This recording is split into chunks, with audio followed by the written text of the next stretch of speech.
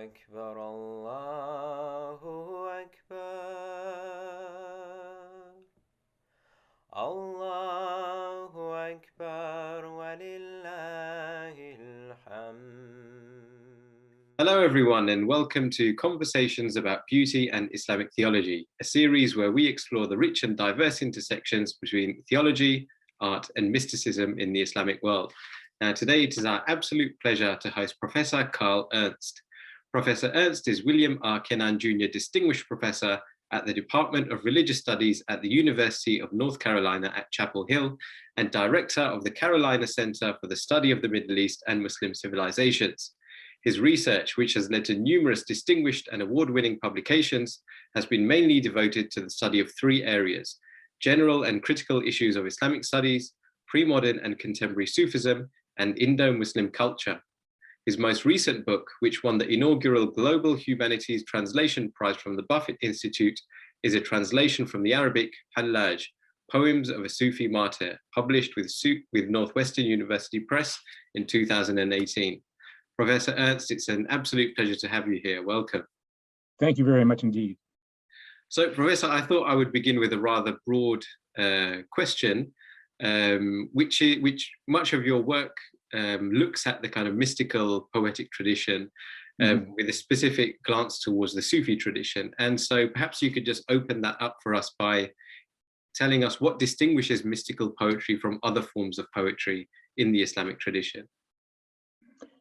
Well, this is a challenging question. And I think that the most reasonable way to approach this is not to look at the content or form or even necessarily the vocabulary of the poetry to define it in terms of a genre of Sufi poetry. I mean, we have the genre of the love poem, obviously, the panegyric, the wine poem. There are many different genres which exist, but I have come to the conclusion that it is part of the aesthetics of the Sufi tradition, if you like, that the appreciation of beauty is a function of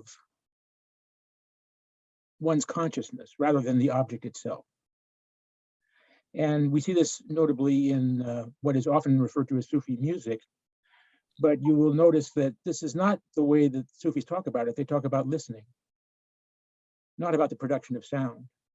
And the same piece, the same performance may be appreciated by two different people with utterly different results, depending upon their focus, their understanding, their level of consciousness, etc. And so this is what we find in Sufi poetry. The early Arabic environment in which the Sufi movement took its initial form was saturated with poetry. It was something that was deeply permeating the lives and the expression of many people, including, at the court, of course, that poetry was everywhere.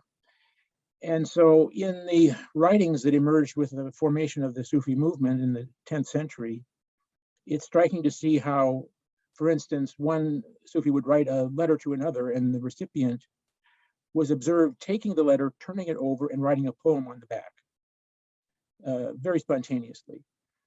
And so at the same time, the same verse could be attributed to different authors with radically different results. So for instance, we have poems that are simultaneously in the tradition ascribed to Hallaj, in which case you would understand it in one way, but also attributed to the court poet Abu Nuwas, who was actually renowned and appreciated among the Sufis, but interpreted in a rather different way than his courtly patrons might have intended.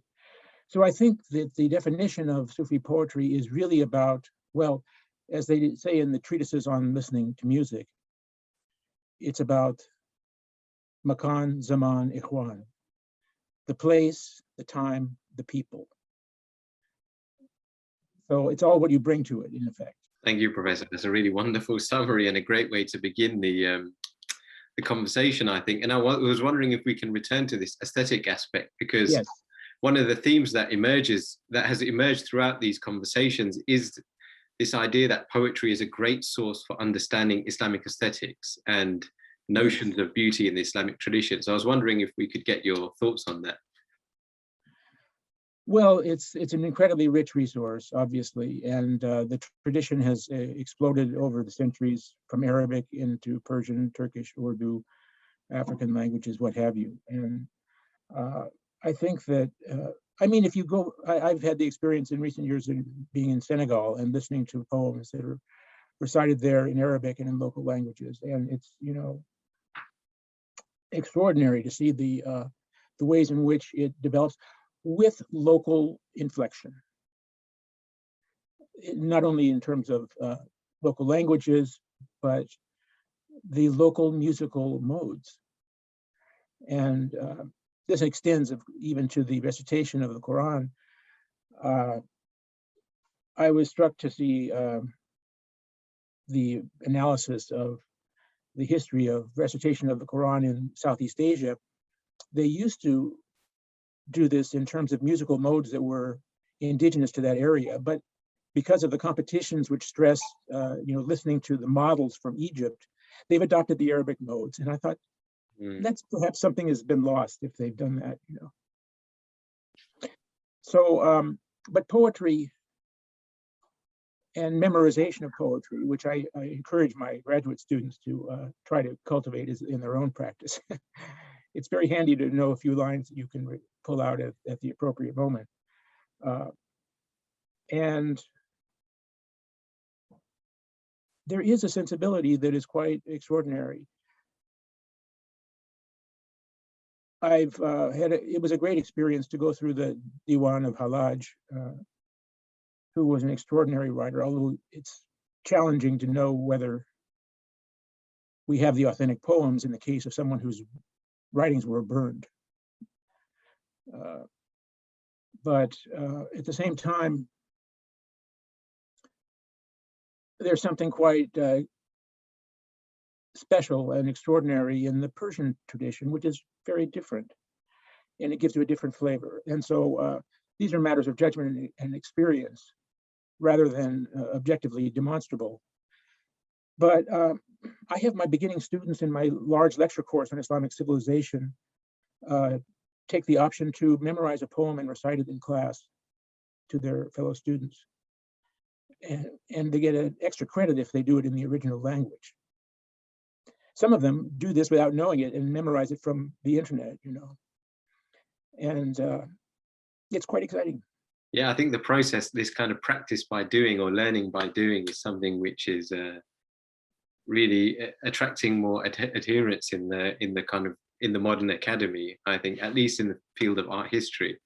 And I wanted to change gears a little bit and talk about some of your earlier work, which looks at this kind of relationship between calligraphy and Sufism. You published two papers, I believe. One was about Siraj al-Shirazi, and the other about Baba Shah Isfahani. And some of the themes that emerge, some of the key themes that emerge in those papers is this link between Sufism and artistic praxis. So I was wondering if you could speak to us about some of the key themes. I know it was a very long time ago, but some of the key themes that emerge at this nexus between mysticism and calligraphy.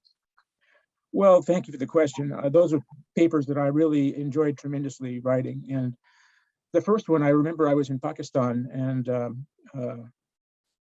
my former teacher, Anna Marie Schimmel, was expected to come. In fact, they had a seminar on calligraphy in her honor. And so I thought, I've got to do something. And so I looked around and I found this remarkable treatise, which had been edited by Muhammad Shafi. And they had the original manuscript in the Lahore, in the Punjab University Library. And so I was able to connect it with the vocabulary, and the articulation of the aesthetic dimension was so extraordinary because it was explicit. Most of the treatises about calligraphy focus on the technical aspect, because it's difficult to do the other part, which is more often than not, one has to assume, transmitted orally. The part about how you engage with your consciousness. But Baba Shah Isfahani did that in a remarkable way. And he explodes into emotion when he says, using the Arabic word ach, thirst. I mean, it's hard to get more elemental in terms of the longing for that experience which he articulated, and the way in which he said that every letter that the calligrapher writes should be coming from his own blood, of the tears that he weeps. It goes on and on. So that's a majestic short interpretation of this. The other one by Siraj Shirazi, I had seen the reference and I was very attracted to find out more about it, because it was known that he was connected to the lineage of Ruzbihan Baqli, somebody I've been very interested in from the perspective of the history of Sufism, and who was an extraordinary writer whose metaphorical expression is quite extraordinary. And I took the opportunity with a couple of my graduate students to go through the whole text over the course of a year. And we looked at it very slowly and carefully. And it's a very different kind of text, because it's quite long for one thing, and very, very early indeed. It's probably the second oldest text on the history, on the formation of the script. And I also learned something quite extraordinary from my contact and friendship with the great contemporary artist Ahmad Mustafa, who lives in London. And he and Stefan Sperl have produced this fantastic book, The Cosmic Pen.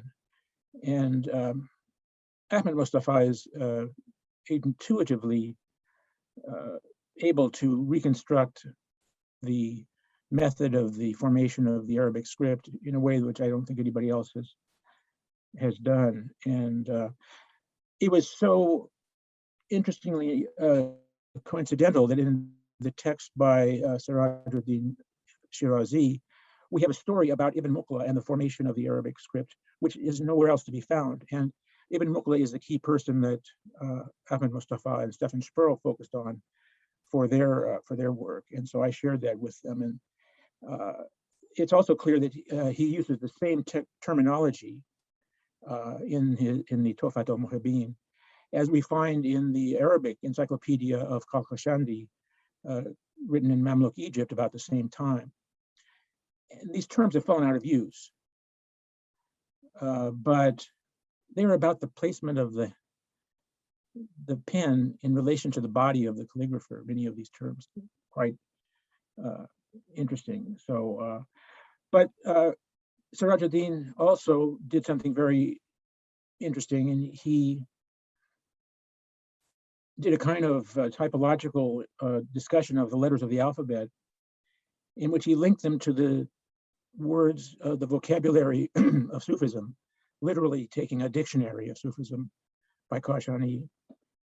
And this again is parallel to what we spoke about a moment ago, the bringing of one's sensitivity and consciousness to the subject, because these meanings are not inherent in the letters themselves, but they are available to those who have the ability to make the association. And so, as usual, the text is aimed at those who have the sensitivity and the background to appreciate what's being said.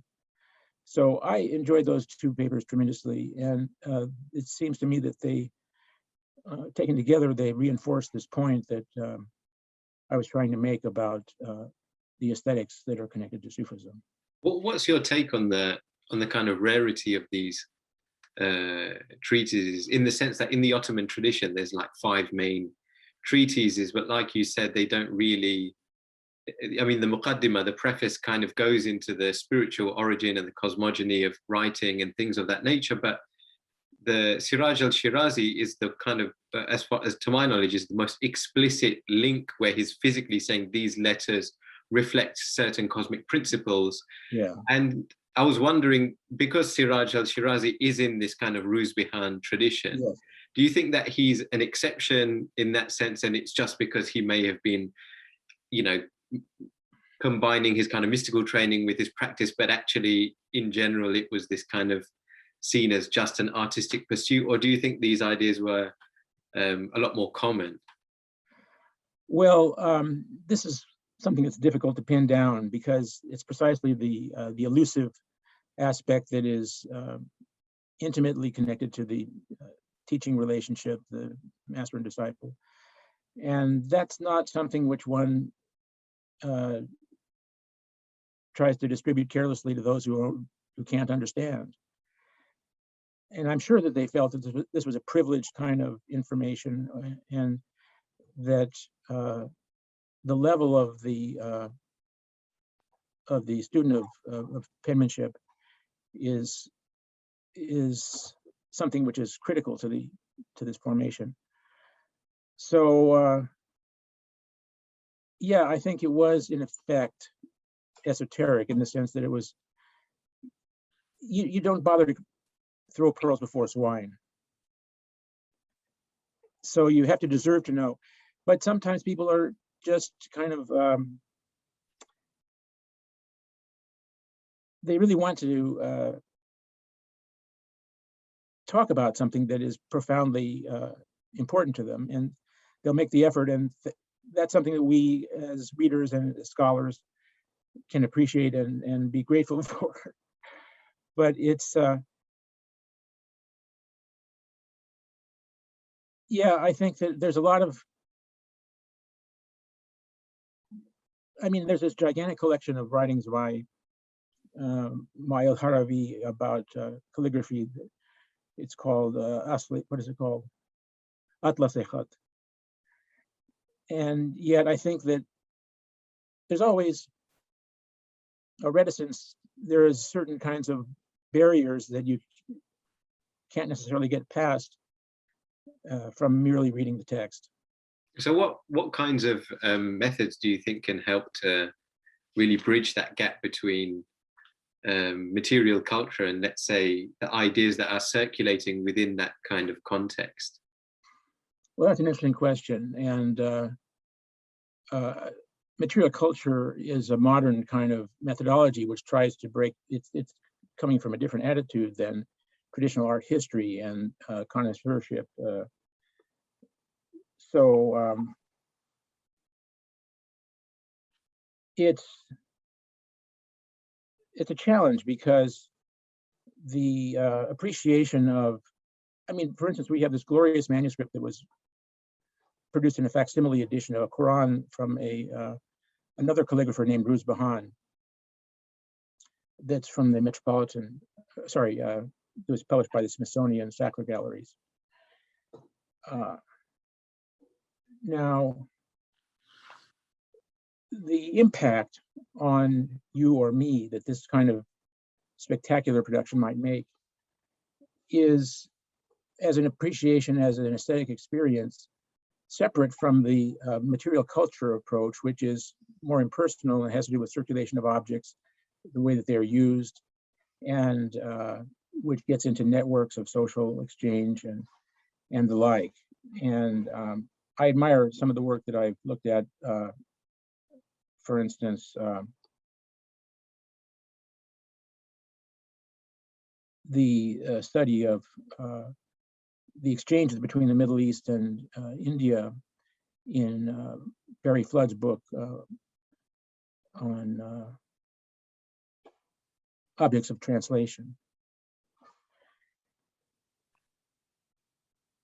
So in museums, we find the connoisseurship is still present as a kind of organizing principle. And it's really a great experience to go to the Metropolitan Museum or to the Sackler Galleries and see the great materials that they have. And they're organized in terms of history, styles, schools, and other kinds of historical analysis. it's not often that we see them treated from the viewpoint of material culture. I don't think that's been done yet. At my local gallery at the University of North Carolina, the Ackland Art Museum, they recently had a show where they grouped objects by color. So we had the white things in one corner and the blue things. It was an interesting way of redoing it, going back perhaps to the cabinets of wonder in pre-Enlightenment Europe. So I don't think we've seen an effort to join these two particular kinds of discipline. And with one exception, perhaps, there have been some attempts, and I've seen them, to look at the Quran from the viewpoint of material culture. What is it as a book? How is it used? And there are fascinating implications of, for instance, the transition to the print version of the Quran in the 1920s in Egypt and the debates that took place about its production and its handling. And then what happens when you have the Quran on your iPhone? What is the text exactly? What is the status of it? So I think we've seen some work on that because the Quran is itself so central and so important as a text. But I would expect that we have much to learn from scholars who can try to put these fields together. And Professor, have you kind of in all your research in the South Asian tradition or the kind of Persian tradition, have you come across anything that might help you to understand how theological notions may have been reflected in kind of art and architecture in like a clear way or in an explicit way? Or do you think it's a lot more subtle, the kind of connections? Well, that's a great question. I think there's a lot to be done on this.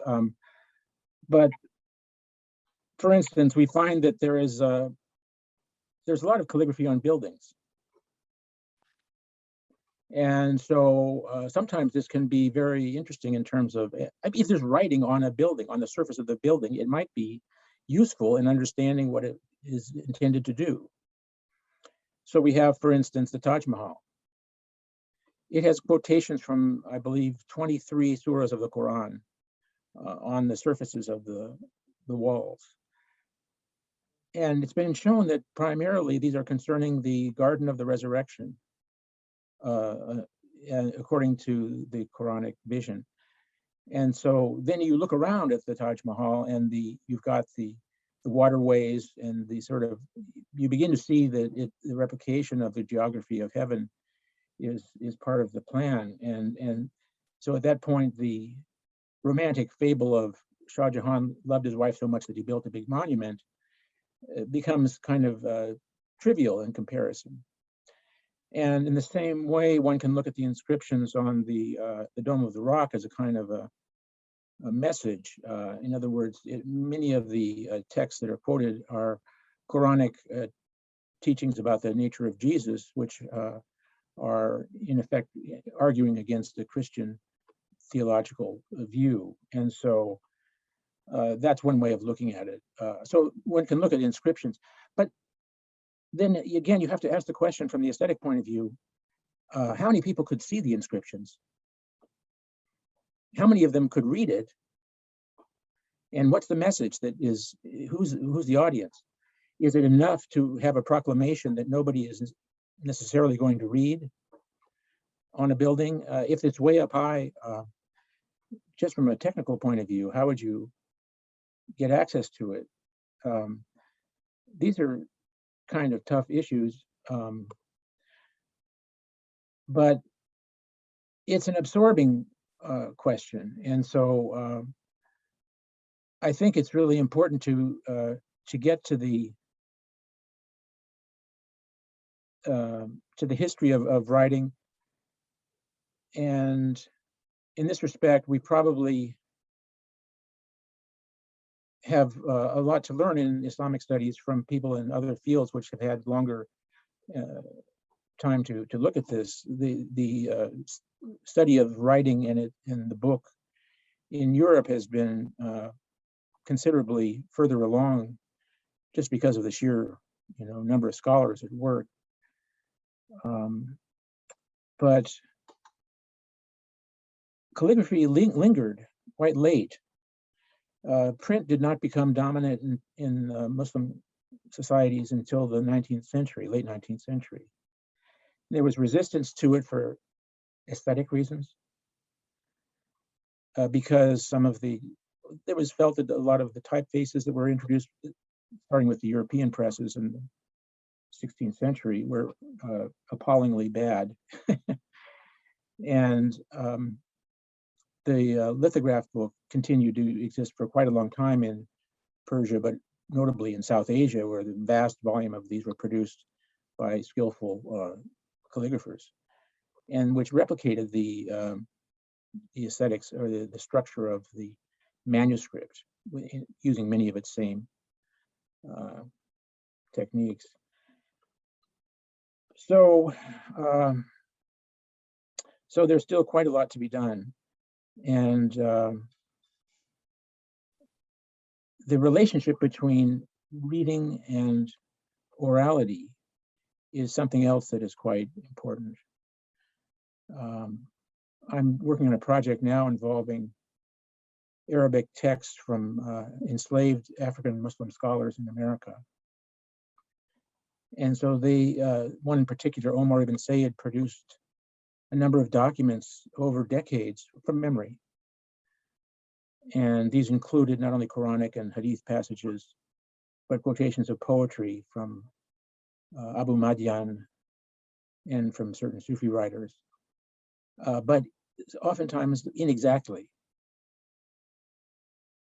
Now, one thing that is to be remembered, as Walter Ong points out, a well-known scholar in the field of orality and literacy studies, he said that literate societies are prone to overestimate the importance of exact quotation. So it may be enough to jog someone's memory. In other words, write down a scrap which is more or less equivalent to a certain line, and those who know will know what it is. And Professor, what's the, just like a technical question, these manuscripts that you're looking at, what's the kind of visuality of these things? Are they written on paper? Yeah. Are they done with like a reed pen? Are they like calligraphic manuscripts? Or are they like scribed on?